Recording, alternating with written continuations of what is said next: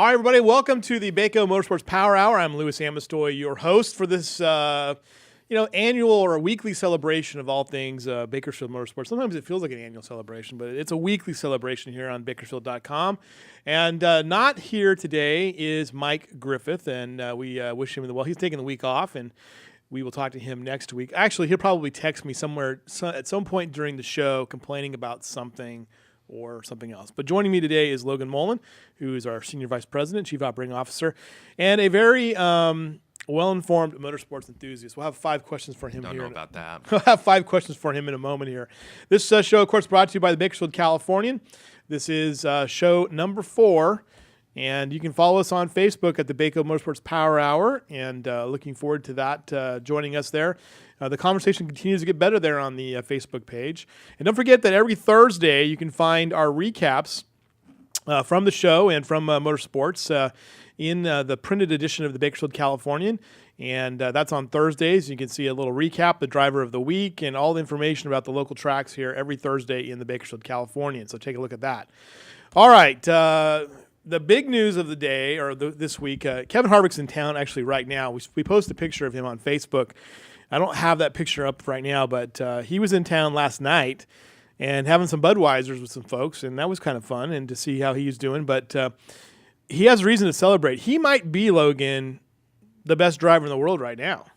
He's on a roll. He's dialed in. He is dialed in early in the season, which bodes well for the rest of the year. Well, Kevin Harvick is coming off the win at Phoenix with a win at Las Vegas. He's been in the top 2 in like 7 consecutive races now, going back to winning the Sprint Cup Championship in 2014. NBC Sports did a really great job of kind of chronicling his historic rise. And reporter Nate Ryan, who covers NASCAR, formerly USA Today, formerly one of my colleagues at the San Bernardino Sun, is now at NBC Sports and NASCAR Talk, and he put it into perspective of what he's accomplished. And if you look at this, Chris, go ahead and go to the next slide. Basically, he's on par with Richard Petty right now. Wow. So Harvick's run of 7 straight top 2 finishes, is the longest since Richard Petty during his 1975 championship season. So Petty, in that year, finished first or second in 11 consecutive races, winning at Charlotte, Riverside, Daytona, Michigan, second of 2 races there, Dover International Speedway, and North Wilkesboro Speedway, that's North Carolina. 7-time champion, also was a runner-up at Michigan, Nashville, Pocono, Talladega, and Darlington. So that's pretty amazing, and that's saying something. We know that Harvick dominates at Phoenix, but the fact that he's consistently been good at a lot of these other tracks, different sizes, and he just ran away from the field too in this one. I mean, like I thought at the last restart that McMurray might get him, but he just extended those leads. It was incredible every time watching him perform. Yeah, it's a marvel to watch at this point. The other ones that he's chasing too, Jeff Gordon in 1998, over the final 19 races, Gordon finished first or second 15 times. The other results were 5th, 3rd, 5th, 5th, and 7th, starting at Sonoma. He won 7 of 9 races, including 4 consecutive. That was 1998. Jimmy Johnson in 2004 and 2007 with 4 wins and 5 races in 2004. 4 straight wins at Martinsville in 2007. Martinsville, Atlanta, Texas Motor Speedway, and Phoenix International Raceway. That's all in 2004. Some of the other names we don't have on the list, but Kyle Busch in 2008 had a pretty big run there. And Tony Stewart in 2011, he had some consecutive wins in the chase there. So a pretty impressive run of things there for Harvick as he continues to dominate this this series and really put himself, like he's just completely separated himself from the rest of the field, it seems like. Separated himself from his team, too, which, has gone through a couple rough years before he arrived. Where right. Tony Stewart had that championship season, but then they kind of got sloppy, Tony Stewart almost cost him that win there when he crashed late. So yeah, that would have been an interesting conversation, wouldn't it? Absolutely. Kevin Harvick is now first in the Sprint Cup standings. Casey Mears moved up in position in his race at Phoenix. But he finished 20th at Phoenix. He's 12th in the Sprint Cup standings. He was in the top 10, so he's kind of fallen back a little bit. Yeah, the season is still young, but the fact he's 12th in points is very, very impressive. Yeah, and he's considered to be one of the more underrated drivers this season. The schedule for the rest of the year, rest of the month, I should say, will be at Fontana this weekend, and so that's why we see Harvick in town today. JJ Yeley, we'll talk a little bit more with Scott Schweitzer from Bakersfield Speedway. He's in town tomorrow, right up the street here at Texas 28. JJ Yeley is like Mears, one of those guys kind of in the back of the NASCAR field, but he's been an interesting guy too. You're a huge USAC sprint car guy, and Yeley's one of the legends of that series. Yeah, he got his start on dirt and had a lot of success before he moved over to the taxi cabs, as Griffith likes to call them. Taking a look at the Xfinity Series, and Ryan Reed finishing 13th at Phoenix. He's still third in the Xfinity standings. He's the only regular Xfinity driver to have a win this season because so many of the Sprint Cup guys go down in the Xfinity Series.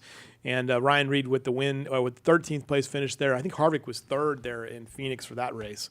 So, all right, here we go. Favorite part of the day?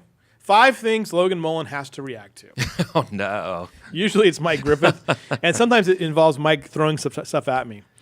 Okay, first question. Okay, what's the best type of dirt track racing to watch? What's the best type of dirt track racing to watch? You know, I like midgets or sprint cars. I like open wheel racing on a dirt track. On a dirt track? Yeah. You haven't seen the late models yet, have you, in person? I have seen them, not this year, but yeah, I've seen them on dirt. All right. This is one you had a strong opinion about. We talked about it a little bit on the show, but when you fully on the record, other than the Twitter sphere, new body style for IndyCar. Love it, hate it.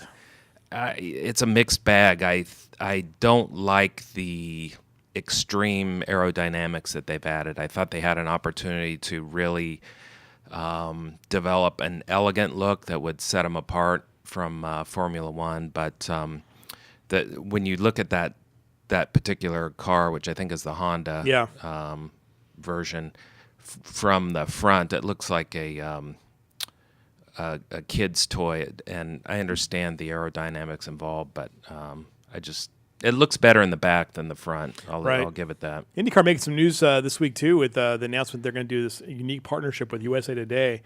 And that's kind of interesting. Yeah, it is. Partnering together on content coverage and marketing. I think it's a win-win for both. Yeah. And IndyCar, I'm a big fan of IndyCar and Formula One. But, boy, they desperately need some love and attention. Deep trouble there. Yeah. All right. Can you name the track here?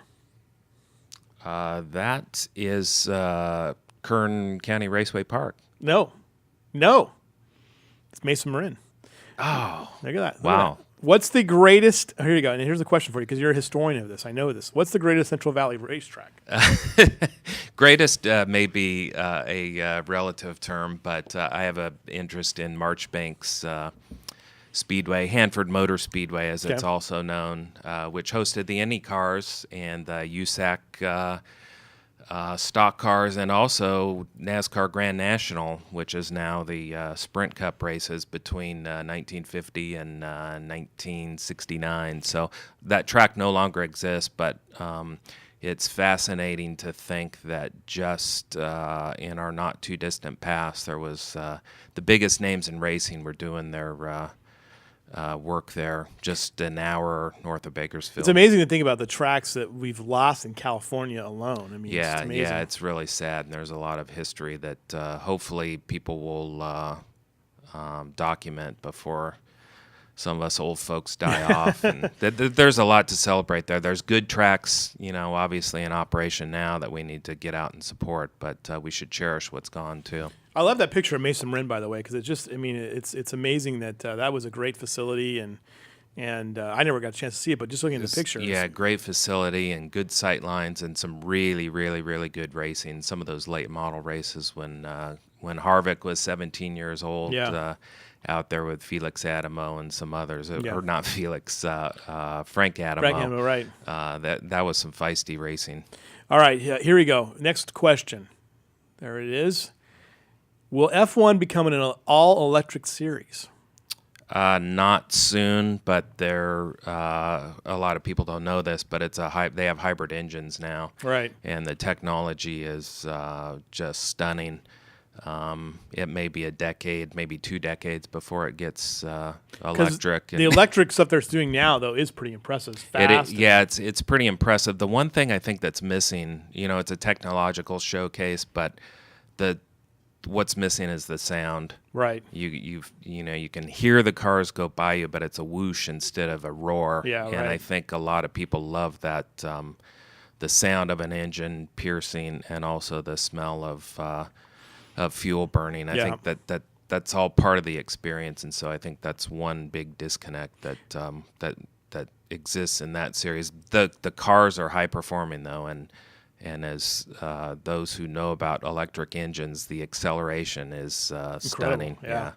If you want to see acceleration, just watch this Tesla video they have on YouTube. It's incredible. It's pretty insane mode for the Tesla. Okay, here's one. This is the Rick Mears car. But who's Bakersfield's greatest motorsports star?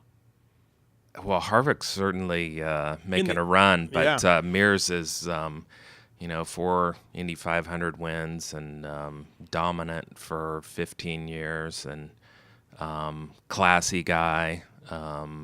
I would say, is this a trick question? I just wanted to feel you out on this one. Yeah, I think Mears and Harvick, and but there's others, George Snyder, and I suspect that Harvick would actually say it would defer to Mears.